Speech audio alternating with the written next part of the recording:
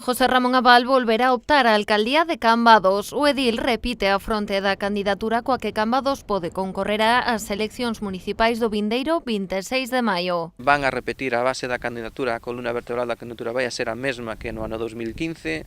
Haberán novas incorporacións de xente xoven, de persoas tamén con experiencia nos diferentes ámbitos da sociedade cambadesa e presentar un proxecto competente para aspirar a que na próxima legislatura pois poidamos ter un goberno encabezado por unha plataforma de veciños. E ese é o noso obxectivo. Como xa fixera no 2015, o edil escolleu a Torre de San Sadurniño para presentar a súa candidatura á fronte da plataforma veciñal. Tamén fixo balance destes 4 anos no goberno cuatripartito da vila, tempo no que, segundo asegurou, cumpriu gran parte do programa co que se presentou aos pasados comicios. Aqueles 14 compromisos concretos de Cambados pode e que se cumplimentaron e que damos resposta en máis dun 90%. É dicir, todos os compromisos que eran compromisos que nos demandaba a cidadanía, pois se foron solventando e se foron dando resposta. Nesta legislatura, Abal Varela estivo á fronte de concellerías como Obras e Servizos, Tráfico ou Enoturismo.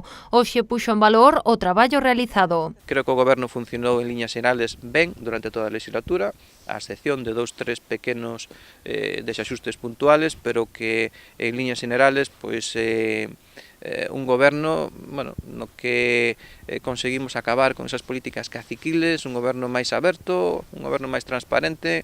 Xa non é necesario ter unha recomendación para ir ao Concello, un goberno que está ao servicio dos veciños e para min pois foi un honor. José Ramón Abal confía en que este traballo permita mellorar os resultados electorais do ano 2015, cando conseguiu os 455 votos que lle outorgaron un concelleiro na corporación. Finalmente, sería a chave para provocar o cambio de goberno en Cambados.